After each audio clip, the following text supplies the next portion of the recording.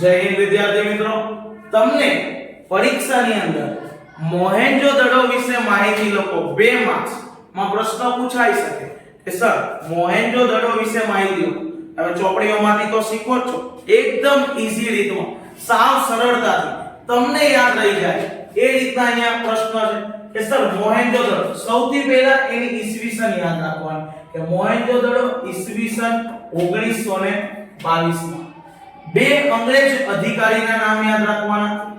તો પહેલા તો મારા નામ પરથી સર, તો કે સર જ્હોન માર્શલ. ત્યારબાદ બીજું નામ કર્નલ મેકે ઓછું ફેકે.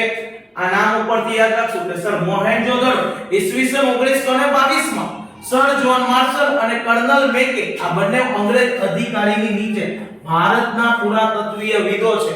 એ પણ બે વ્યક્તિઓ છે, એના નામ યાદ રાખશું. રખાલદાસ બેનર્જી, ત્યારબાદ દયારામ સાહાની.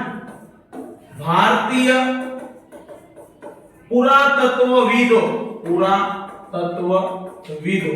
સર પુરાતત્વવિદો કોને કહેવાય કે જે કોઈ જમીનમાંથી કઈ વસ્તુઓ મળે છે, કઈ અવશેષો મળે તેનું રિસર્ચ કરે, સંશોધન કરે અને એક તારણ આપે કે આ સંસ્કૃતિનું હશે, આ રાજાના સમયનું જોવા મળશે. આ પુરાતત્વવિદો છે. તો રખાલદાસ બેનર્જી અને દયારામ સાહાની જેવા ભારતીય પુરાતત્વવિદોએ સિંધમાં, સર આ સિંધ અત્યારમાં ક્યાં છે? પાકિસ્તાનમાં. તો સિંધની અંદર આવેલા લારખાન જિલ્લામાં મોહેન્જો-દડો નામનું નગર શોધી કાઢ્યું હતું. યાદ રાખો.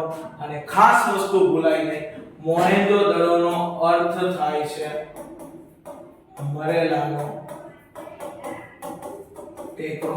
તો આટલી વસ્તુ યાદ રાખશું મોહેન્જો-દડોની અંદર કે ઈસવીસન 1922 માં સર જ્હોન માર્શલ અને કર્નલ મેકેના વડપણ નીચે ભારતીય બે પુરાતત્વવિદ જેમ કે રખાલદાસ બેનર્જી અને દયારામ સાહાની સિંધ પાકિસ્તાનના લારખાન જિલ્લાના મોહેન્જો-દડો ખાતે નગર શોધી કાઢ્યું હતું. અને મોહેન્જો-દડોનો અર્થ થાય છે મરેલાનો ટેકરો.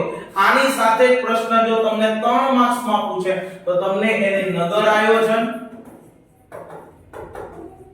અથવા તેની ગટર યોજના જેવા સબ ટોપિક આપીને પણ પ્રશ્નને 3 માર્ક્સમાં પૂછી શકે છે. યાદ રાખવાનું છે. અને આના રસ્તાઓ પણ આઈએમપી છે. તો ડિટેલમાં જોઈશું આના વિશે આગળ.